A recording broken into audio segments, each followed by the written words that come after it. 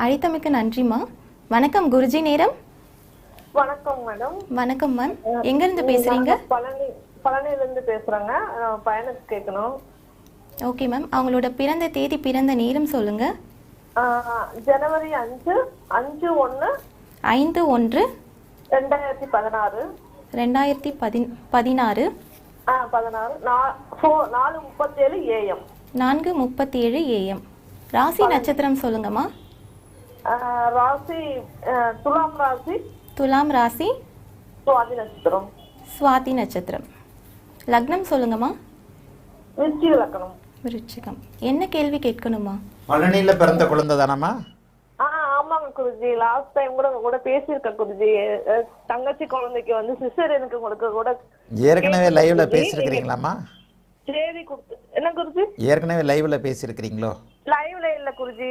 சிசேரியனுக்காக date செப்பரேட்டா பேசியிருக்கிறோங்க உங்களோட குருஜி. சரிங்கம்மா சரிங்கம்மா. நீங்க கொடுத்த டேட் ஏதா குழந்தை பிறந்துச்சு குருஜி. ரொம்ப நன்றிங்க குருஜி. நான் கொடுக்கலம்மா, அதெல்லாம் பெரிய வார்த்தை.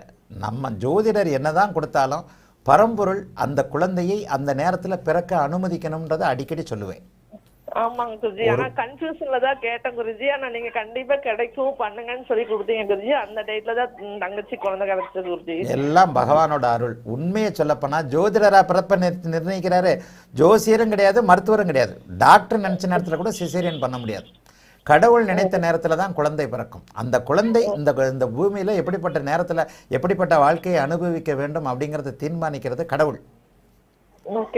சரி, இது உங்க குழந்தை வந்து சுவாதி நட்சத்திரம் துளாராசி. ஆமா குருஜி. இவன் வந்து ரொம்ப பிடிவாதமா இருக்கான் குருஜி. முரட்டுத்தனம், பிடிவாதம், யாரும் சொன்னாலும் கேட்கறது இல்ல. அது எப்படி இவன் லைஃப் எப்படி இருக்கும், படிப்பானா என்னங்கிறதே தெரியல குருஜி. ஏமா நான் ஒண்ணு கேக்குறேம்மா, எல்லாரையும் வழக்கமா கேட்கிற கேள்விதான். குழந்தை பிடிவாதமா இருக்கிறான் இல்லையா? கோபம் ஜாஸ்தியா இருக்கிற மாதிரி இருக்கு. டென்ஷன், ரொம்ப டென்ஷன் ஆகி பிரஷர் ஏறுற மாதிரி அது மாதிரி டென்ஷன் ஆகுறா. சரி, நான் இருங்க அடிக்கிட்டே போகாதீங்க. ஒரு குழந்தை எப்படி இருக்கணும்னு நினைக்கிறீங்க? நீங்க எப்படி இருந்தீங்கன்னு உங்களுக்கு தெரியுமா? ஏமா குழந்தை என்ன பிடிவாதமா தாமா இருக்கும்? எத்தனை லைவ்ல சொல்லியாச்சு, பிடிவாதமா இருந்தா தாமா குழந்தை, இல்லைன்னா அது குழந்தை இல்லம்மா. 6-7 வயசுல ஒரு குழந்தை பிடிவாதமா தான் இருக்கும். நம்ம மட்டும் வசதியா மறந்துடுறோமே. நம்ம வந்து அப்பா அம்மா சொன்னதை கேட்டோமா? இல்லவே இல்லை. எப்ப பார்த்தாலும் அவன் சொல்றது கேட்காம அவன் படுக்கையில விழுந்து எந்திரிச்சு வந்துடுறது. இது மாதிரி ரொம்ப எதுவுமே கேட்கற மாதிரிலாம் தெரியல குருஜி. ரொம்ப கோபமும் முரட்டுத்தனம் பிடிவாதம் மாதிரிதான் தெரியுது. ஏமா அவங்களுடைய தனித்தன்மைகள் குணங்கள்னு சில விஷயங்கள் இருக்கு. பொதுவாகவே நான் சொல்லுவேன், விருச்சிக லக்னக்காரன் கோபக்காரன் தான். லக்னத்துல சனி இருக்கு, பிடிவாதக்காரன் தான். ஆனா கோபக்காரர்கள் நல்லவங்களா இருப்பாங்கம்மா.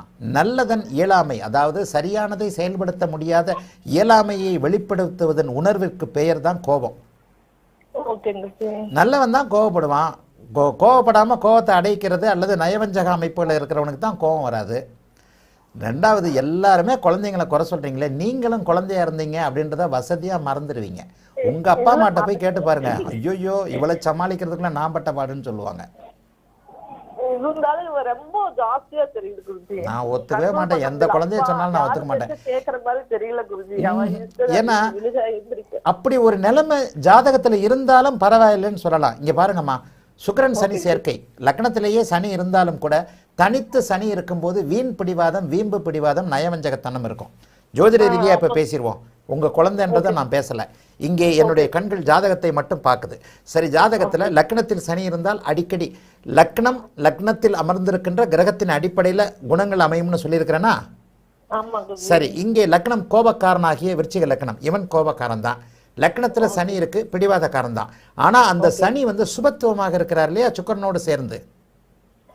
அசுபத்துவமாக இருக்கும்போது என்ன, வரட்டு பிடிவாதமாக இல்லாமல் எண்ணியதை சாதித்து கொள்ளக்கூடிய ஒரு நேர்மையான பிடிவாதமாக இருக்கும். இதே லக்னத்துல சனி தனித்திருந்தாலோ, சனி பாபர்கள் என்று சொல்லப்படக்கூடிய ஒரு அமாவாசை சந்திரனோடையோ அல்லது ராகுவோட சேர்ந்திருந்தா இவன் உண்மையிலேயே வீணா போன பிடிவாதக்காரனா இருப்பான். உள்ளதை சொல்றேன். ஜோதிடம்ன்றது ஒரு சயின்ஸ்.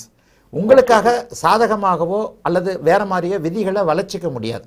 அருமையான யோக ஜாதகம். 2 10 பரிவர்த்தனையாகி இருக்கிறார்கள்.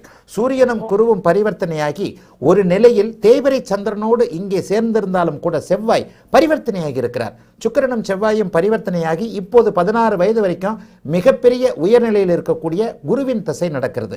அதனை அடுத்து வரக்கூடிய சனி திசை 7ஆம் இடத்தை பார்க்கிறார், 10ஆம் இடத்தை பார்க்கிறார், 3ஆம் இடத்தோடு தொடர்பு கொள்கிறார். ஆக சுக்கிரனும் சனியும் சேர்ந்திருப்பது மிகப்பெரிய யோகம், சுபத்துவமாக இருக்கிறதுனால சனி திசையே வரக்கூடாதுன்னு சொல்லுவேன். அடுத்தடுத்து வரக்கூடிய அத்தனை அமைப்புகளும் மிக நிறைவாக இருக்கக்கூடிய அமைப்பில் புதன் திசையும் விருச்சிக லக்னத்துக்கு வரக்கூடாதுன்னு, ஆனால் 3ஆம் இடத்தில் இருந்தால் விதிவிலக்குன்னு சொல்லுவேன். 3ஆம் இடத்தில் அதிநட்பு வீட்டில் சுபத்துவமாக இருக்கக்கூடிய சனியின் வீட்டில் அமர்ந்திருக்கக்கூடிய இந்த புதன், சந்திர கேந்திரத்தில் அமர்ந்திருக்கக்கூடிய புதன், லக்னாதிபதி பரிவர்த்தனை அமைப்பு. சரி, என்ன படிப்பான்? இசிஇ என்று சொல்லப்படக்கூடிய எலக்ட்ரிக்கல் எலக்ட்ரானிக்ஸ் போன்ற அமைப்புகள் அல்லது அரசு வேலை அமைப்புகள். அதாவது சூரியன் இங்கே சுபத்துவமாக இருக்கக்கூடிய காரணம், சூரியனே பரிவர்த்தனையாகி 10ஆம் அதிபதியாக இருக்கக்கூடிய அமைப்புகளில் அரசாங்கம், அரசு சம்பந்தப்பட்ட இவனுக்கு கீழே சர்வ நிச்சயமாக ஒரு 100 பேருக்கு மேலே இருக்கக்கூடிய அருமையான உயர்நிலை ஜாதகம். சனி புதன் கேது சுக்கிர திசைகள் வந்தாலும் கூட சனி அங்கே சுபத்துவமாக இருந்து அதனை அடுத்து புதனும் 3ஆம் இடத்தில் வலுத்து அமர்ந்து நல்ல ஜாதகமா. இன்னொன்று பார்த்தீங்கன்னா 10ஆம் இடத்திலிருந்து 3ஆம் இடம் வரைக்கும் கிரகமாலிகா யோகம் என்று சொல்லப்படுகின்ற பரிவர்த்தனையுடன் கூடிய அமைப்புகள். 4 கிரகங்கள் பரிவர்த்தனை அடைந்திருக்க 10ஆம் இடத்திலும் 11, 12, 1, 2, 3ன்னு அப்படியே 10ஆம் இடத்திலிருந்து 3ஆம் இடம் வரைக்கும் 3, 10ஆம் இடங்களை அடக்கி கொண்டு இங்கே கிரகமாலிகா யோகம் அமைந்திருக்கிறது. மிகப்பெரிய யோகம். ஆகவே தயவு செய்து குழந்தையை பற்றிய கவலையை விட்டுருங்க. அந்த குழந்தையின் போக்கில் எந்த விதமான அமைப்புகள், இந்த குழந்தையெல்லாம் சர்வ நிச்சயமா தப்பு பண்ணாது. லக்னாதிபதி வலுத்திருக்கிறது, லக்னத்தில் சுக்கிரன் இருக்கிறார், சூரியன் வலுத்திருக்கிறார். எல்லா நிலைகளிலும் ஒரு சுபத்துவத்தை அடிப்படையாக கொண்டிருக்கின்ற ஒரு குழந்தைக்கு இந்த 7 வயசிலிருந்தே அது எதிர்காலத்திற்கு எப்படி இருக்க வேண்டும் என்பதற்கான சில புரிதல்கள், சில அடி அமைப்புகள் தான் நல்லதா நடக்குமே தவிர 16 வயசு வரைக்கும் குருதசை நடக்கிற இந்த குழந்தையை பற்றி நீங்கள் கவலைப்பட தேவையில்லை என்பதுதான் ஒரு ஜோதிட விளக்கமாக கண்டிப்பாக இருக்குமா. ஆகவே குழந்தைகளை தயவு செய்து குழந்தைகளாகவே இருக்க விடுங்க, குழந்தைகளாகவே வளருங்க.